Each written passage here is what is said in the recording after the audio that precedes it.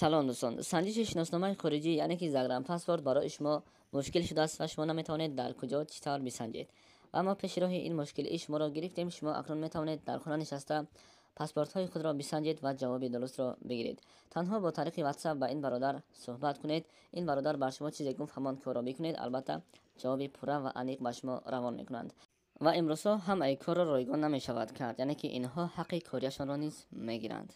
به شما برای کار. ассалому алайкум дӯстони азиз, бародарону хоҳарон ва касое ки дар ғарибӣ ҳастед. худованд ҳар яки мову шуморо дар паноҳаш нигаҳ медорад. дӯстони азиз, ба ҳар яки мову шумо маълум аст ки айни ҳол як положение ки дар ҳудуди Россия ҳаст ва ин положение ба ҳар яки мову шумо маълум аст. бисёре бародарои мо аз Тоҷикистон вақте ба ин ҷо ба Россия меоянд, аз аэропорт гардондестиянд ва ҳамагӣ 10 нафар бошад мисол, аз онҳо 2-3 нафар ҳудуди Россияро дохил мешаванд ва боқимондаи онҳо тарк мекунанд. ва он касое ки дар Россия ҳастед, ҳуҷҷат надоред, вале шумо ягон маротиба суд ё ин ки судебни задолженност ё ин ки штраф нашудаед, шумо имкон доред то 30 апрел ҳуҷҷатҳои худро аз нав кунед. албатта штраф аз 5 то 10 ҳазор меспоред. ва барои гирифтани патент имрӯзҳо чӣ бояд кард? чӣ хеле ки дар боло гуфта гузаштем, он касое ки бори қонуншиканӣ накардаанд, яъне ки ҳуҷҷат надоранд, вале боре ба даст наафтодаанд, ё ин ки суд нашудаанд, ё ин ки штраф шудагӣ нестанд, онҳо метавонанд ки ҳуҷҷатҳои худро аз нав кунанд. пересечения граница, яъне ки гузаштан ба сарҳади Қазоқистон карда истодаед. бисёре мардуми моро дар он ҷо гирифта истодаанд ва дохили Россия намемонанд ки дохил шаванд. ва баъзе аз бародаро вақте ки проверка мекунанд, мегӯянд ки мо вид на жительство доштем. барои чӣ?